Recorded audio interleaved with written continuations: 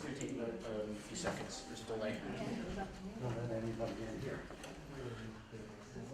Are we good? Just 5 seconds. There's a little bit of a streaming delay.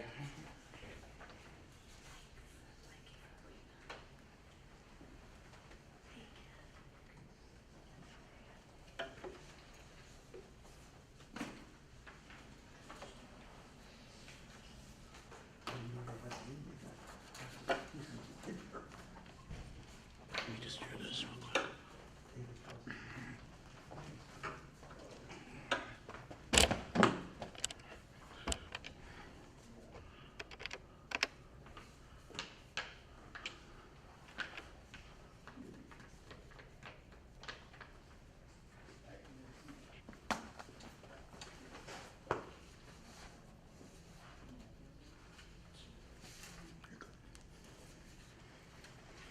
Okay, welcome everybody to the, I think it's the fifth sort of consecutive Mayor's Press and Community Briefing.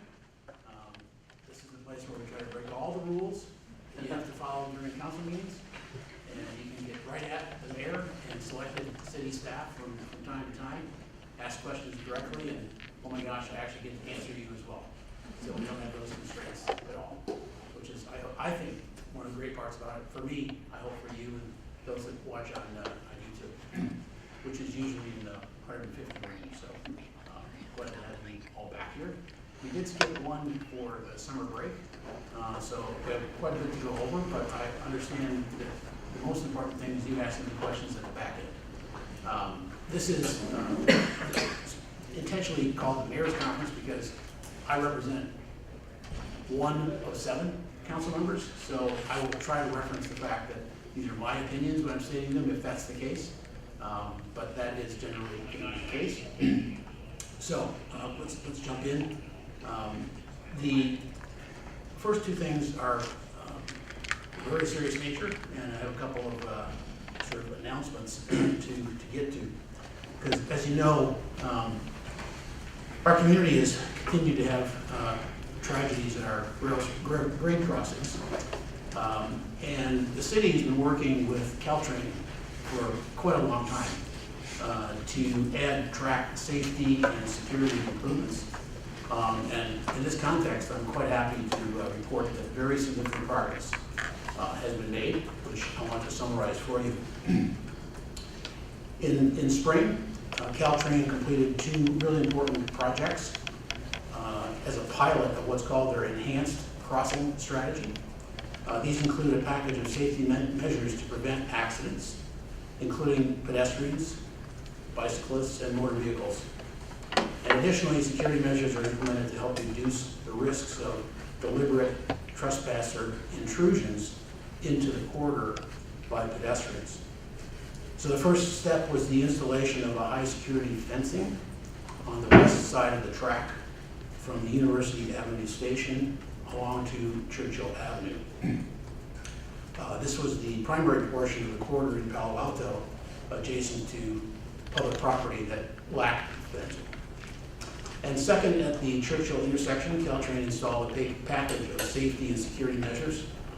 They are a set of physical improvements developed by Caltrain over the past year, initially piloted in 2 of our highest risk intersections, of the corridor's highest risk intersections, which is Broadway in Burlingame and Churchill in Palo Alto. So these safety measures included new surface markings and bollards to enhance vehicle and bicycle safety, wider crosswalks and pedestrian crossing gates, solar-powered raised delineators to clarify vehicular boundaries at nighttime, and collaboration with Waze and Google Maps to improve the clarity of their directions so that unfamiliar drivers do not misconstrue the tracks as roadways, which happens more often than you would imagine. So the security measures at Churchill have 2 parts. First is an automated, real-time rail sentry system. This uses video cameras and LiDAR, which is laser detection, imaging, and ranging, combining AI to detect unusual behavior within seconds. It quickly responds to intrusions into restricted areas of the rail corridor. And Rail Sentry is combined with more rapid communication with train engineers through the onboard positive train control technology that is part of the electrified Caltrain system. After a 1-month AI learning period, the faster braking electric trains are quickly notified to slow and stop in response to vehicle or pedestrian intrusions at Churchill. So remarkable new technology working that's now helping us. And the second measure is a soon-to-be installed set of 10-foot wide anti-intrusion mats running the width of the corridor just outside the crosswalks on the north and south sides of the intersection. And those mats make it physically difficult for a pedestrian to intrude between the fences. When combined with Rail Sentry, they provide a new high-level security not available with previous technologies. So the results of these measures have been very positive at pilot locations, meeting or exceeding expectations of the pilot. And in response, Caltrain is proceeding with seeking funding for their entire program to install the enhanced crossing strategy throughout the rail corridor. They're prioritizing an accelerated installation of the measures at the 3 remaining. I'm getting excited about the next sentence, that's why I can't speak right now. The 3 remaining crossings at East Meadow, Charleston, and Palo Alto. And here's where I sort of buried the lead. VTA supports the plan and has quickly agreed to expedite $950,000 in funding from the CalMod portion of the 216 Measure B towards these grade crossings. What holds up projects the most is funding. Here's almost $1 million to help this problem. And they're developing an accelerated project plan, which we're not going to talk about specifically, but it's months. It's not years. So these improvements recognize the urgent need to protect our community through innovation and vigilance. We're making our rail system safer and more secure. And it's taken a while, but we have some improvements. Special thanks to Councilmember Pat Burke, who is on the Caltrain board and really pushed this hard, even up in the last 2 weeks to get to this evening. So I have another related announcement that we can talk about this issue. Tonight I'm announcing, in addition to these changes that enhance our safety, the formation of a special City Council ad hoc committee to lead the coordination of community and council efforts around additional short-term measures to prevent pedestrian deaths on our grade crossings.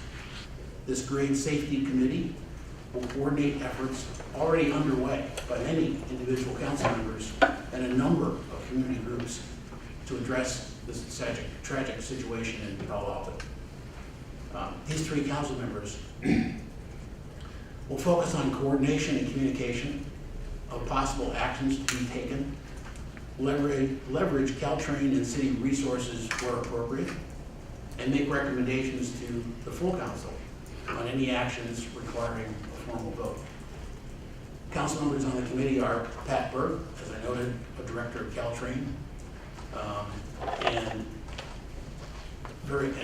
continuing to be very active there. Second, Councilmember Julie Lithgott-Hayne, who happens to be with us tonight, already deeply involved with community groups on this issue and on youth services in general. And Greer Stone, high school teacher, dealing with teens all the time, who created a youth task force in 2024 when he was mayor, and currently chairs our joint city schools committee with Palo Alto USD. And for clarity, 2 points. This council committee will welcome communication and collaboration with PAUSD and Stanford and whoever else steps up. We're looking for ways in the city to work together to address the issue that's in front of us. The committee, however, is just, as I noted, council members from our council. Also, a clarification, a minor point, but this committee is separate and distinct from the council rail committee. The Council Rail Committee has some overlap of issues and of members, but has a broader scope and is more long-term focused. Members of the Rail Committee are Council Members Burt, Lithcott Ames, and myself. I just want to note that we're not just calling a committee and saying that that thing's done. This is not a bureaucratic process. If anybody knows how our ad hoc committees work, they will know that they are dedicated, intensive, lots and lots of hours looking for solutions to problems. The idea is to have a small group of 3 for the council work diligently and deeply to comprehensively evaluate a given council issue. And overall, this results in better and broader information from that many hours of work, which council members can use to base their decision when it comes to that. So that's an overview of what's happening in our city relative to that issue. By tradition, we always have press go first if they want to ask questions, so we'll do that, and then we'll go to the public. John? Yeah, thank you, Mayor. I have a question about this $950,000 contribution. So is the goal from the VTA, is the goal to kind of do similar things that are in Churchill at the other grade crossings, meaning the AI system and the fencing, or are there other improvements that will be evaluated for that VTA expenditure? I don't think it's necessarily identical, but as you heard from my comments, a lot of them are. So I can't tell you that the parts list looks 100% the same, but that's the overall goal is the same. So Rail Sentry would be in South Palo Alto, basically. The Rail Sentry system that uses AI that you mentioned, that's on Churchill? Yeah. That would be installed basically in the South Palo Alto crossings? Yeah. And also this new committee that you just mentioned, will that be a Brown Act committee? No. Okay. Particularly for those of you that are out in our video audience, there's a very interested fly who wants to be on the mic, and he's sitting on the mic occasionally. Back, here he is. Any other press questions? Okay. Public questions? Yeah.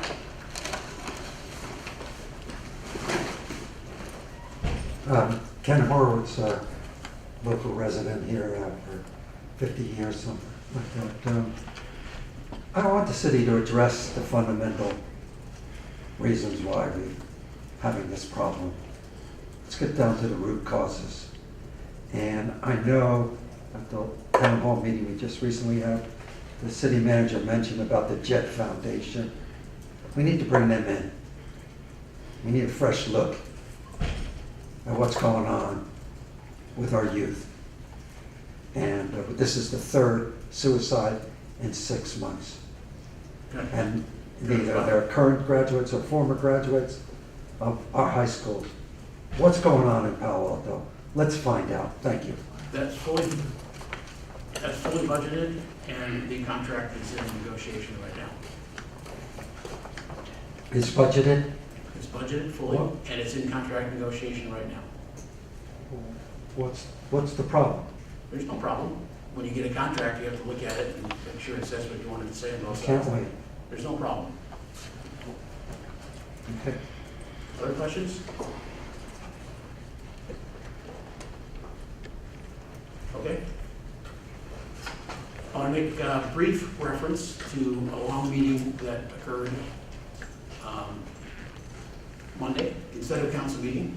The Policy and Services Committee took a look at RVs, oversized vehicles, that was widely attended and discussed. The city manager and council are committed to bring that issue now quickly, as quickly as feasible, to council for a full review of the recommendations from the P&S committee, Policy and Services Committee, and or more. So you can see it online for 2.5 hours if you have the time. And it's another very difficult issue. It has a lot of problems that are integrated with each other, but we have to address it, and we are. And we're going to try to do that as promptly as possible. Get over to the press. Do you know when the meeting is starting? We do need to make Do you know when it's going to go before the full council?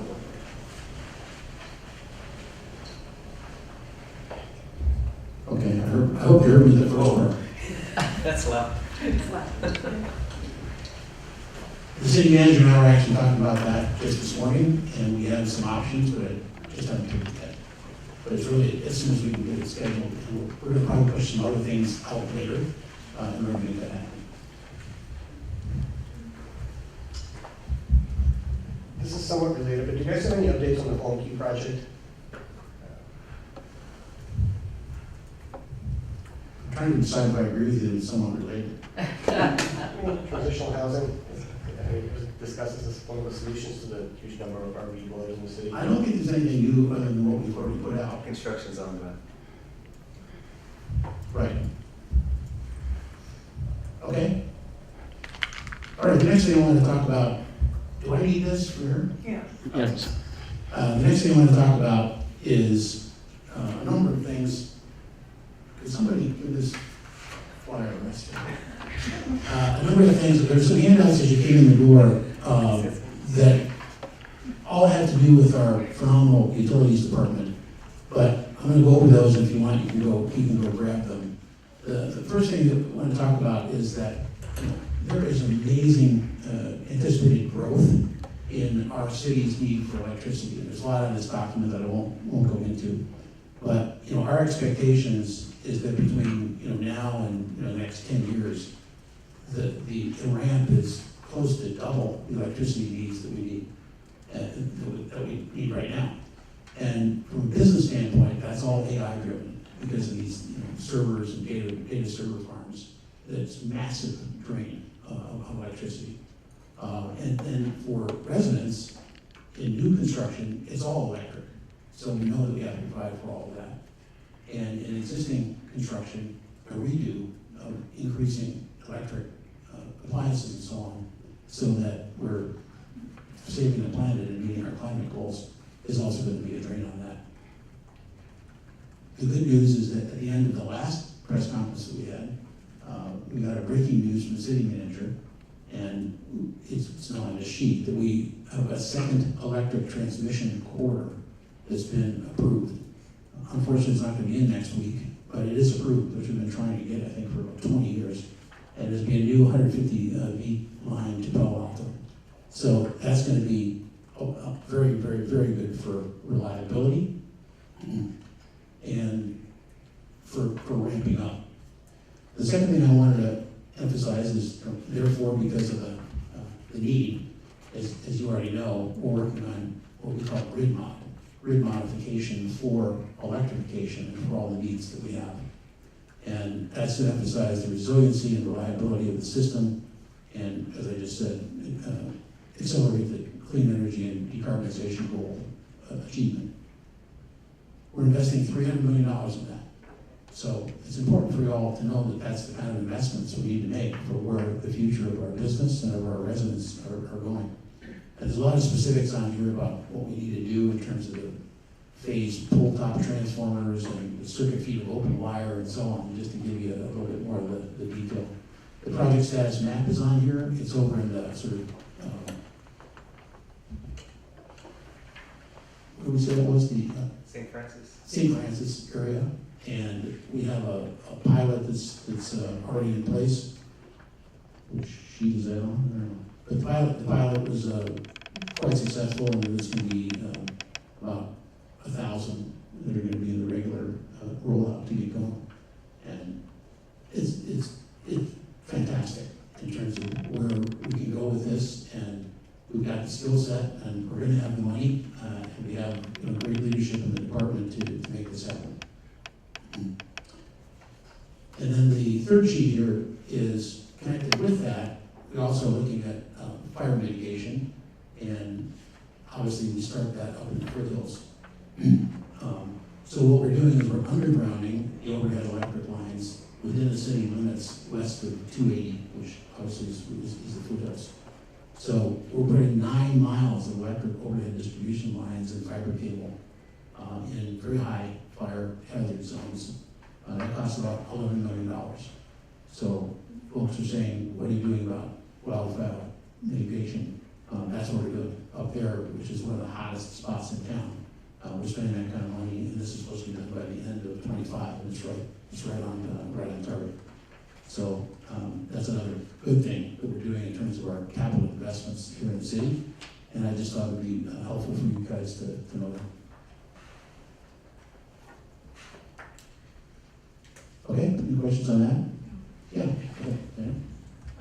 On the transmission lines, any guesstimate as to when we'll have them up and completed? The second, The transmission lines, any idea when we'll have them up and completed enough so we can handle the electricity that we need in town? Because when I last spoke to the utilities, which was about a year and a half ago on this topic, they suggested it would be cut 5 years, 6 years before we'll have enough transmission. you're talking about the second new incoming source, right? No, I'm talking about overall transmission lines in the city. I mean, you're Okay. increasing Okay, I'm referring that one to the city. Sure, happy to. Yeah, the part of the grid modernization program citywide is expected to be about a 5-year program. This second transmission line that's noted on this sheet, it's taken actually a little longer because we're working through PG&E, and they've got to schedule the work. The current schedule for that is 2034, but we're trying to get that moved up so it'll be in that same 5-year time frame. a long time. It is a long time. Will we be able to handle the capacity until 2034? I mean, the current usage, will we be able to handle that?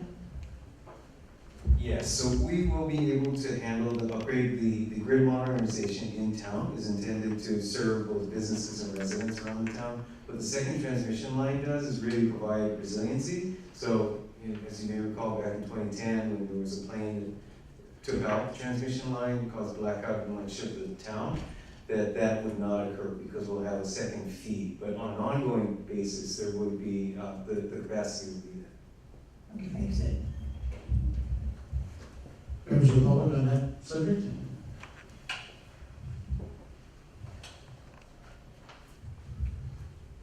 Okay.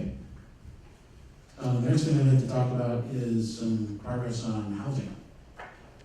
And give you the status on a few of the existing projects.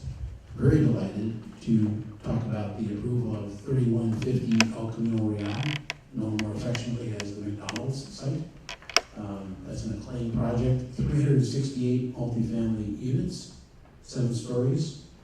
Development approvals complete, it's in building permit review, and final map expected shortly. I think there's 74 deed restricted below market rate units in there, which is terrific. And just note that this is not a builder's remedy project. Another one is Portage, the Fry's site under Sobrado Development. There's 3¼ acres there for parks, for a park and affordable housing. And we're getting concept affordable housing plans and pro forma analysis to council for review in November. So that's happening, it's not just sitting there fallow. Another one that's very exciting is 3001 El Camino, that's done by Catholic Charities. 130 units, 100% affordable housing.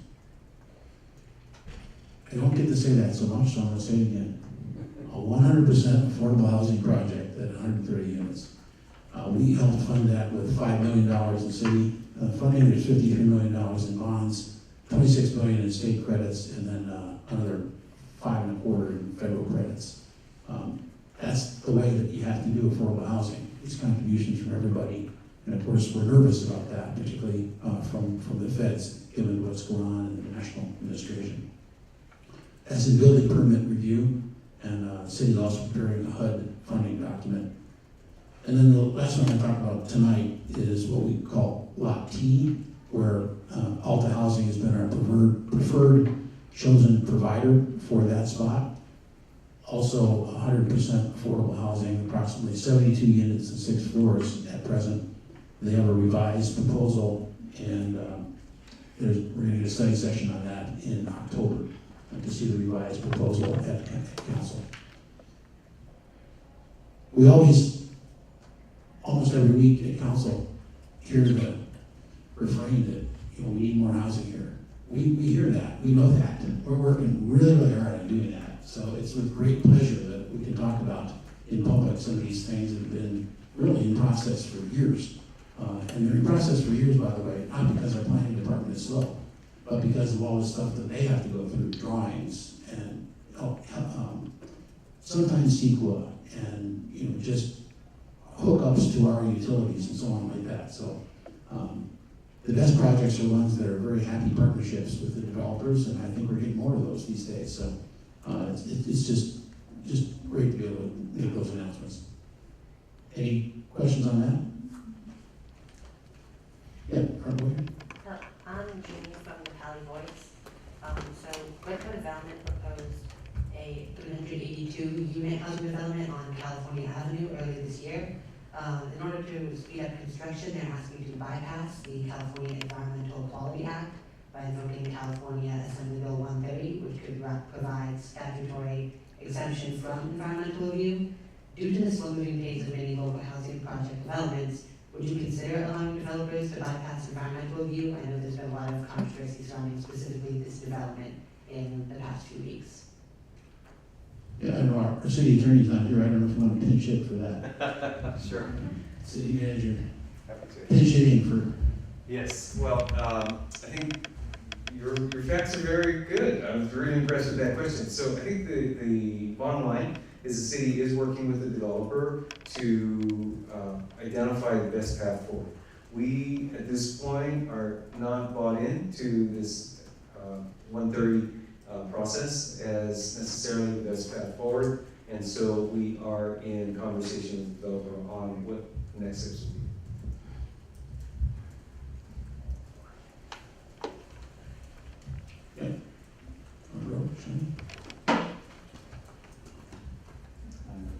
Yeah, when I read in the newspaper about $2,500 for a one-bedroom apartment, is that what you consider affordable housing?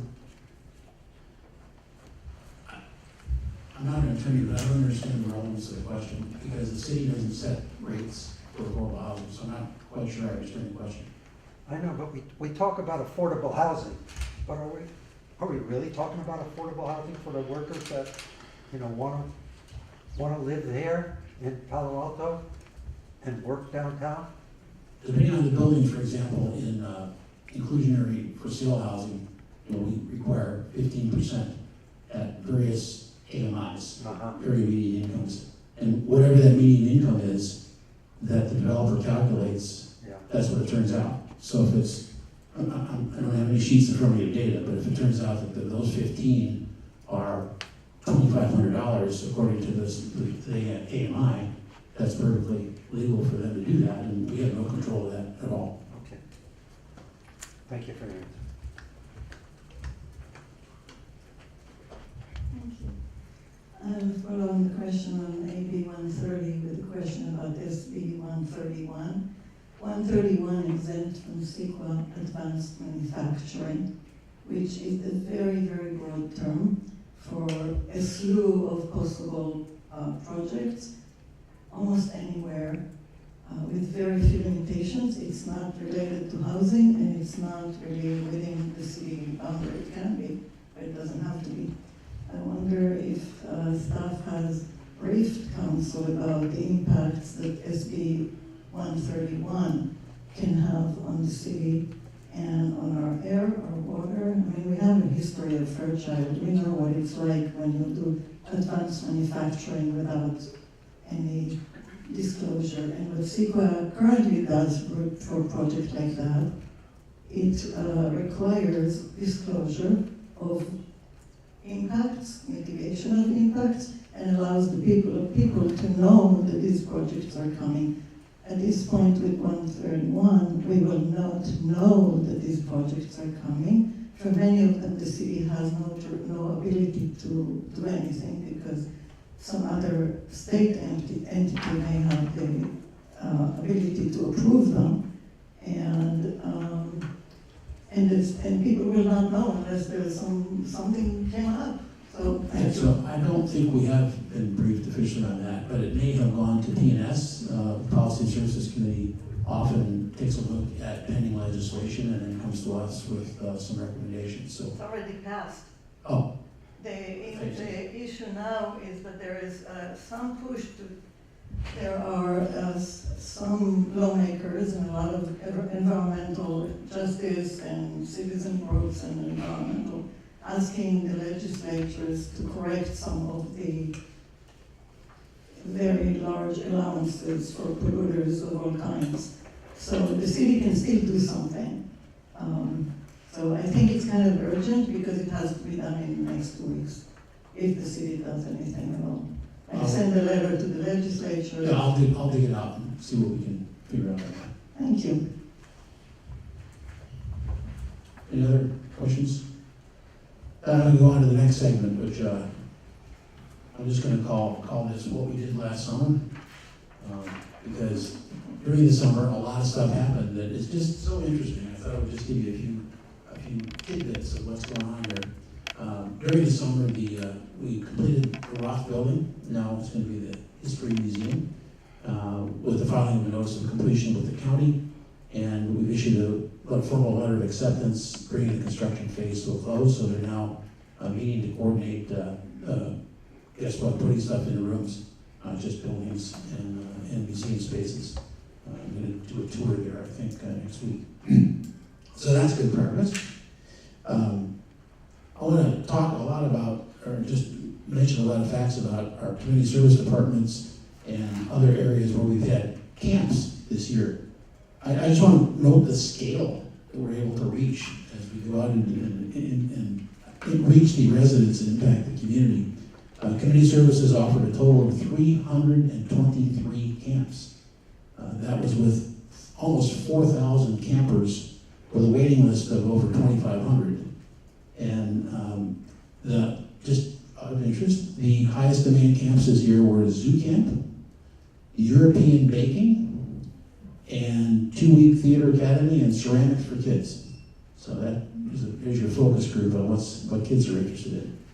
And other camps were art camps, 903 campers in, not art camps, I'm sorry, but museum and zoo. 903 campers in 9 science camps. So we have a lot of our kids in camps this summer, which is fantastic, just thinking about what that does for them in the community. And the other thing, not necessarily a camp, but children's theater, evidence of providing family fun, as well as outreach to the school district. The Summer Hot Dog Series, always a favorite in this town, had sold out production, and over 6,000 community members bought tickets for that. I've been going to those for 40 years. It's fantastic. And then the Children's Theater also put together an agreement with PAUSD to bring musical theater classes to all 12 elementary schools during the next year, 25 and 26. So here's a city-funded service working with PAUSD to bring more of this excitement to kids in the schools. I wouldn't doubt that that's also a recruiting way to get them to come to the Children's Theater later. And then I just want to report that the Children's Library was closed for renovations. It is open, and it's going to do a grand opening in just a little bit. They had complete renovation and all spiffed up and so on, and grand opening next month. The main event for grand opening, maybe for the whole fall, is that the mayor is going to read to the kids. So just please don't miss that. That's going to be a big deal. That's in September.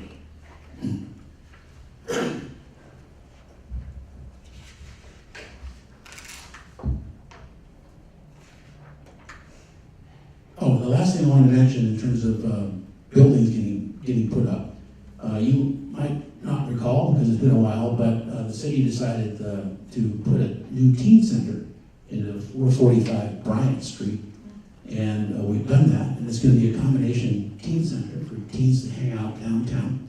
And it's also going to have senior lunches, so the combination of teens and seniors is to me quite appealing in one space owned by the city.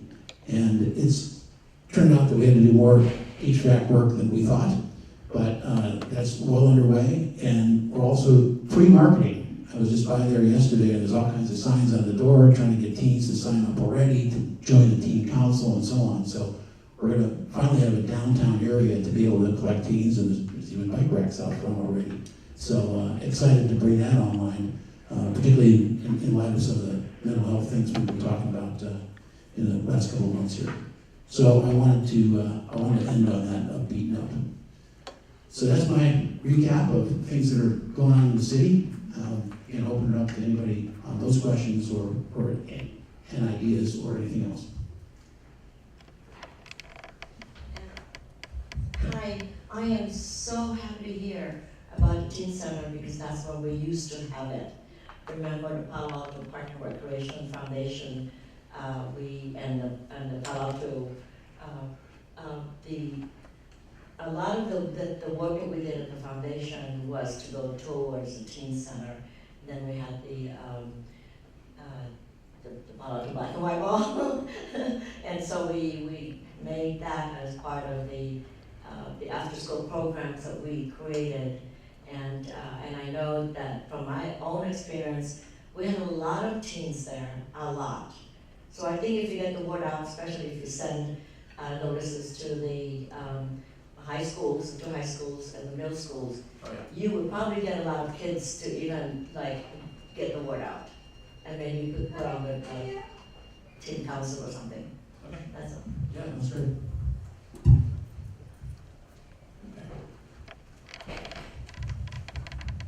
Hi, I'm a repeat user of the 311, where you can submit issues, and I've always had a lot of immediate success with that. Like, I live on a bike boulevard, and sometimes the treadle is knocked over by a car, or some really dangerous potholes because I'm a bicycle, and they write back right away and deal with the issues. So I really appreciate how effective that system is.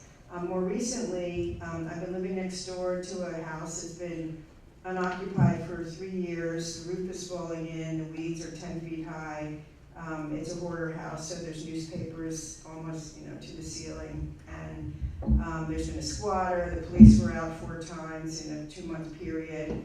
The resident comes by every day to pick up her newspaper, but she has no intention of moving back in. And it's really problematic. So about 10 days ago, I thought I need to do something about this. It's just been simmering. So I put a thing into 311. It was the private property maintenance issue code enforcement. I mean, I didn't know where to go. And there seems to be a glitch in the system. I don't know. So I immediately got, thank you, this thing was submitted, but I've gotten 4 emails a day, exact same thing. Thank you, this has been submitted. So I've gotten at least 50 emails so far. Finally today, so that's clearly a glitch in the system. For sure. Finally today I got one, it's been received. But I was just wondering, before I hear back from them, are there any codes in the city where, the city has sort of a standard of property maintenance, but what's our recourse as a next door neighbor 6 feet away from this house, which is clearly a fire hazard as well? You want to Sure. Yeah, it will be looked into by our code enforcement staff, and one of the primary topics of maintenance is weed abatement, quite frankly. So that could be something that would be an issue that is citable, and ultimately the city can go and do the cleanup, or actually it's the county that does the cleanup. But our code enforcement staff will need to look at what else is happening there and what might be the basis for any type of clearly follow up with the owner, but then an order and any further actions. Okay. But just as an putting it to aside. 311, we'll take care of that, please. Okay, I thought that might be a problem about the weeds, that's the only enforceable thing, and unfortunately my husband went over there with a weed whacker and chopped them all down. So I have photos of what they used to look like in the spring, but we don't want to live next door to a fire hazard, and she doesn't mind. It's like, oh, thank you, who chopped down my weeds? So, and if you go by now, the weeds are, but there's dead leaves, there's dead trees, there's literally holes. I mean, I have photos here. There are holes in the roof, there's vermin. It's just unconscionable. That's the other issue, yes. So why don't we talk after, and I can give you the address. Great, and thank you. follow up.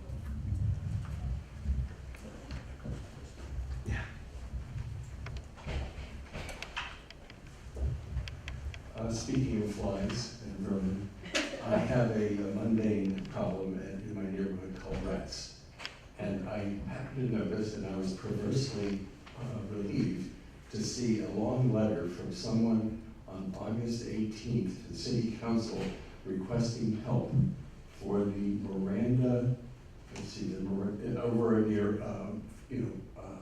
Arrasadero and Foothill, and asking the city if there is some sort of citywide road control programs, vector control services, public health measures, education and outreach. Anyway, I just didn't know if there's any city programs and how you might be responding to this formal letter. Thank you very much. Who did it go to? City Council. There it is. I'm familiar with that one as well. So, yes, this is our Public Works Department. Zero waste staff have been looking at it and are involved with that neighborhood. The primary response is actually through the county, and in particular for vermin and vector control. So county vector control is a part of the response. Thank you.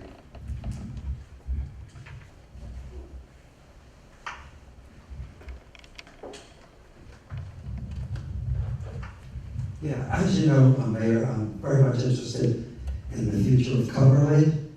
And anything you can share, you want to share with the press, anything that's coming up at the community meeting in a couple of weeks, as far as their plans and the cost of? That's what I was gonna share, is that the community meeting is coming up in a couple of weeks, which is the next phase, and going into more details. The chair of that subcommittee is here if you'd like to address any announced agenda items. If not, that's fine, because come on, okay? Nothing yet. Yeah. I wouldn't say nothing again. I would say we're excited about the meeting on the 17th. We want anyone who's interested in the future of Carpley to come out for that meeting. We're very excited about the revised set of plans that our consultants Concordia have come up with in response to community input and the council ad hoc input. So there's been a lot of work and it continues at pace, and I'm very optimistic.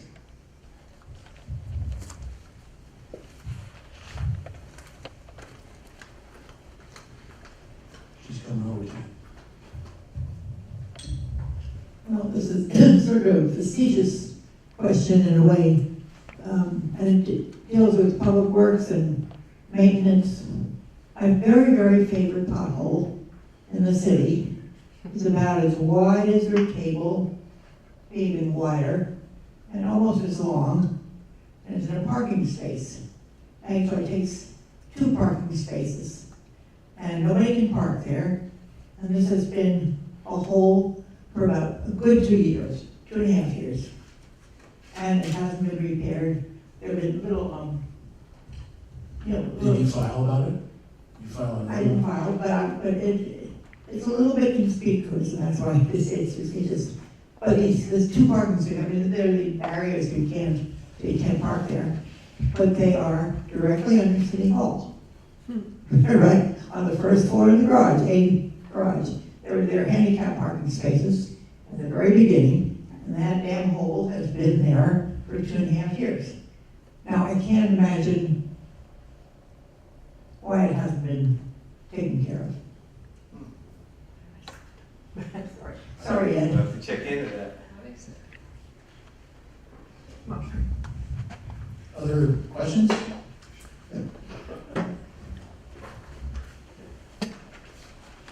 Does that have an answer? He just said he would have to check into it. Yeah, I have a question about another grid-related issue. I remember when the city started doing the fiber to the premise project, there was kind of talk about lining that up with grid modernization.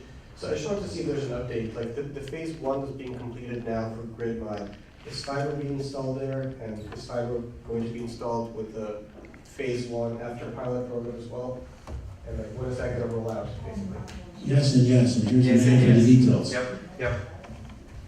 Good question. Yes, so for those who haven't been tracking it, Mayor talked about grid modernization, which is upgrades to the electric lines around town, starting with this pilot area, St. Francis, also near Greer Park. So as a part of those upgrades and some actual pole replacements and pole modifications, they were now made ready for the fiber to come. So the fiber rollout in that same area, fiber optic rollout in the same area, is expected to come in the next few months. In fact, we'll have an item in front of the city council to actually do some additional contracts that are necessary for that work within the next month, I believe. So that is on track, really, all things coming together toward the end of the year. At the end of the year will be actually. Calendar year. Yeah, calendar year, but that's the more extended pilot with pricing and all that. That's the critical part. Others? Can I do one more? Okay.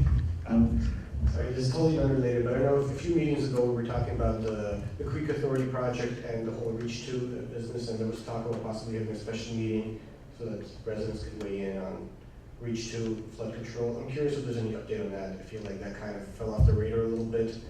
Maybe it's delayed or something. Just curious if there's any update. I think it's September 15th. Okay. Coming back to council. Yes, as a city council study session. Thank you, sir. Thank you. Okay, well, we covered a lot of, oh, here's another question back. Good.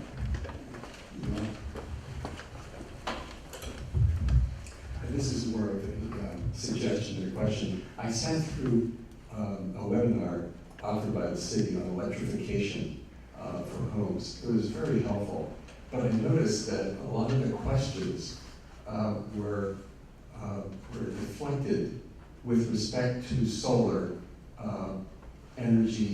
solar battery storage. And I got the feeling as though one of the consultants said, as far as solar is concerned, you don't need it in Palo Alto because our rates are so cheap.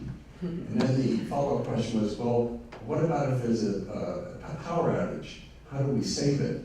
And the consultant wasn't conversant on that. He just said, well, you just talk to your contractor. I think it's a concern of people who are going electric to make sure they have a backup system. And so I think it'd be helpful if they could be proactive in informing people. That was just a suggestion. Yeah, which is good, which is what solar can do as well. Yeah. Yeah, that's your point.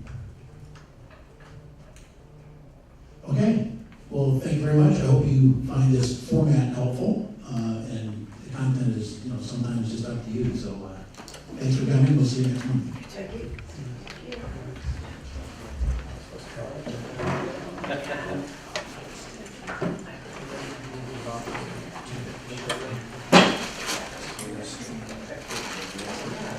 Yeah, well.